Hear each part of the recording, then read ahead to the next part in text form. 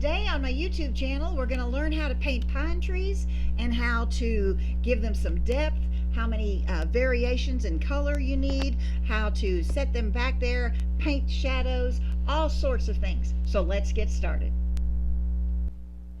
Hi, Sharon Durbin Graves, Painting with Acrylics 101.com, ready to teach another lesson today on painting trees. Last week we did this tree here, and so today I'm ready to go with a new board. This is just nothing more than Canson watercolor paper. It's 140 pounds. It's 9 by 12. There's 30 sheets in there, and gosh, it was $10.29 at Hobby Lobby. So, 30 cents a sheet. You can practice and get something good maybe. Okay, so here I have titanium white, burnt sienna, burnt umber, hooker's green, ultramarine blue, dioxazine purple, and lime green. We're going to start out painting the tree trunk. Okay, I'm going to tap my brush in the water. I'm tapping it off on a paper towel. That allows the acrylic paint to actually adhere to the brush. Otherwise, it might be too dry and you're going to fight it. Okay, so what I'm going to do is I'm going to mix up some tree trunk. Okay, so I'm using the burnt umber, the burnt sienna, and I might add a little blue to it. Yeah, to get a nice dark color. Okay, so I'm going to do 3 on here. We're going to have a couple of different lessons. Okay, so here comes 1, and as it goes up, the brush is going to turn to get skinnier. I might have started turning too soon. Let's go up a little higher. And now we're going to turn that brush carefully there.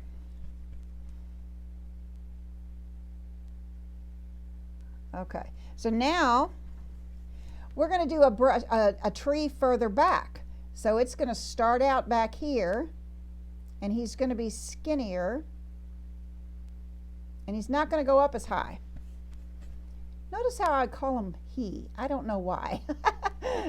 Adding a little more moisture to my brush. Adding a little more burnt umber to the tree mix. Okay, so here comes another one, and he's going to be not quite as far back as that one. So over here, he's not as wide either. And he's a little taller than that one.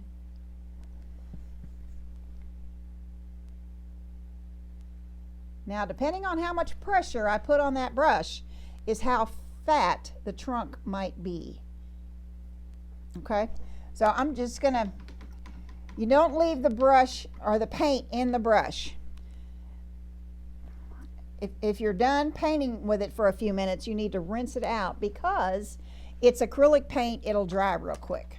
And once it dries in the bristles, you can't get it out. So, okay, so we're gonna pull off some of this hooker's green, going to put it over here, and I'm going to add some of the ultramarine blue. I want it dark to begin with. I might even add some purple to it. If this were a blue spruce, maybe I would totally add more blue and more purple and less green. Okay, but it's a pine tree regardless. Okay, it's got needles. Okay, so the way I paint this is I start in the middle. And now this is a bristle brush. The one I used before was a flat synthetic. This will make not smooth marks. Okay, so I'm going to start here in the middle. Just gonna, that's about how wide I want my tree in the middle. So then I'm going to come down,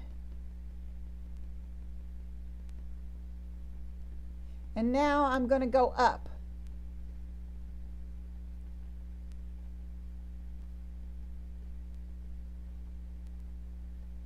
And load my brush some more. I don't mix up a lot of paint at one time.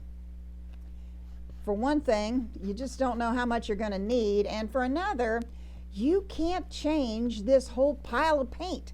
You have to do it a little bit at a time. Okay, so we're going to come on down. And as I come down, I don't want them even. I don't want them coming, see how this one is up here and this one is down? I don't want them coming out just exactly even. As these come down, they get wider. So I put more pressure on the brush.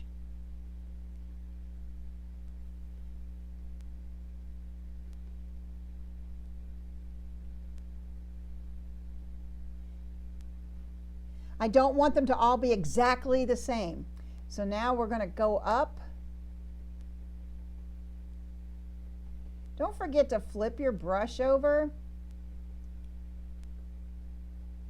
You've got paint on both sides of the brush. Okay, so that's a pretty good shape. It's kind of lighter here in the middle. You can almost tell where I kind of stopped and mixed my paint up. There we go. Okay, so we're going to do the same thing. Maybe add a little bit of white to this little bit of the paint over here. This is further back, so it's not going to be the exact same color. So again, I'm starting in the middle. It needs to be a little grayer and not so defined.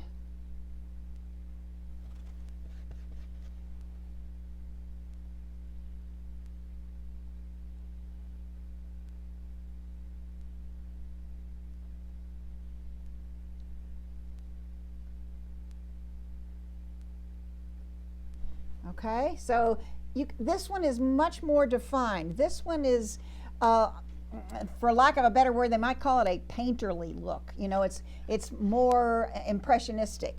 Okay, so now this one here is, I'm going to make a mix.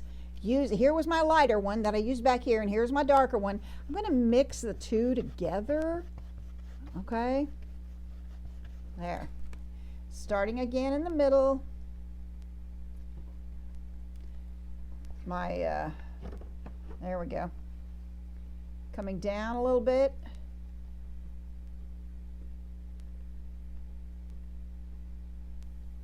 Going up a little bit.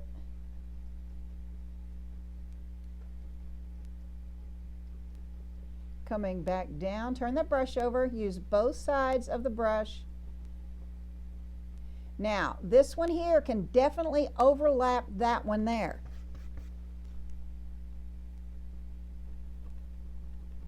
He's going to go off the edge on that side.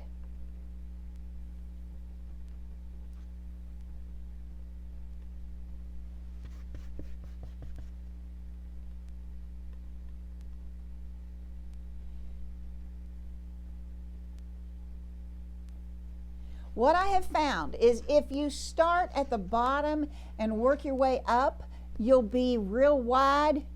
Your tree won't be very symmetrical. Now, does a tree have to be symmetrical? No, but it should have some kind of a form. It shouldn't be so odd that you can't tell what it is. Okay, so you can see we have some pretty good form in here on this one.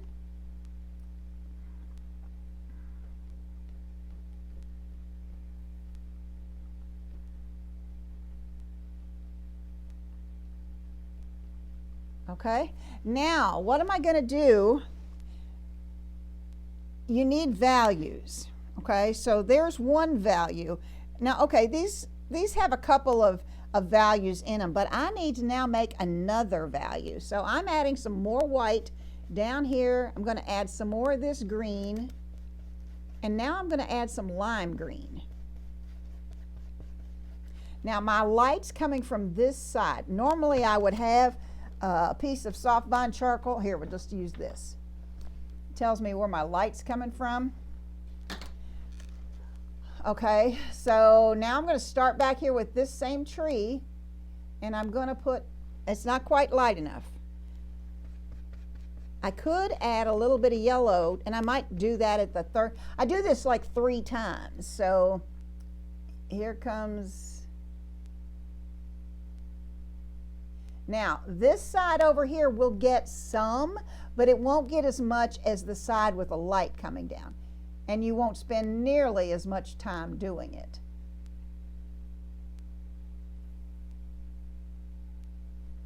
And you don't have to go up and down on this so much because you've already done it. You've already given it the form.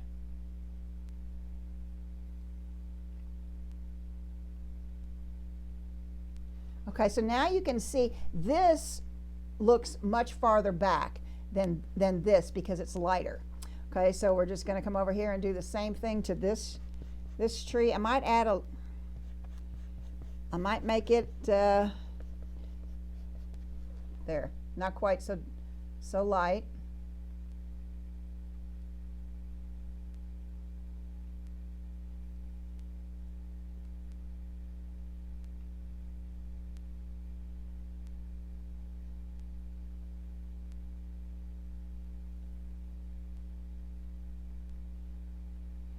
There, I'm happy with that.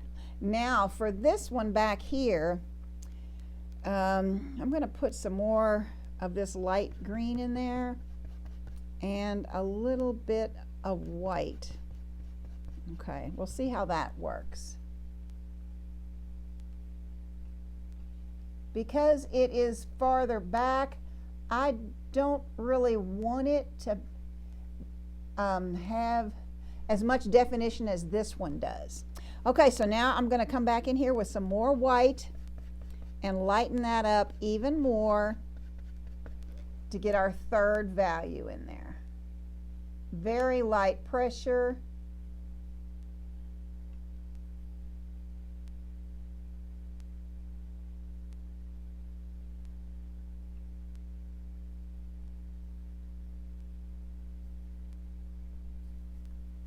Okay, I love seeing all the values. That's when it really starts to come alive. When you start to see the different values, then that's when the excitement comes for me. It's like, oh look, it's starting to take on its form. I love it.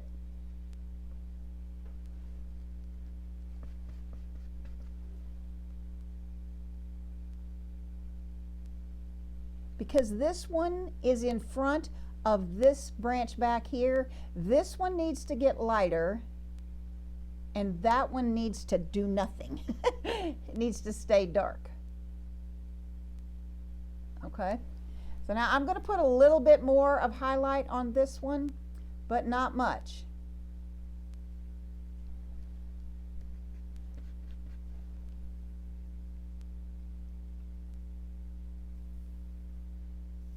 So when you have, everything should have 3 values, okay? So we just gave that tree 3 to 5 values. And the reason I'm saying 3 to 5 is because that first pass through, we had, oh, good, Sharon. Just got blue all over my thumb. When we did this first pass through, we were darker down here than we were at the top. So that gave it at least 2 values right then. So as we came closer, so hopefully now you can see all the values that I'm talking about. Now one thing, if I were painting this in a landscape, I would take that brown, I would add some more blue to it. And then I would add a little white. I'm trying to, yeah, there we go. Okay. Now, the light's coming from this way, so each tree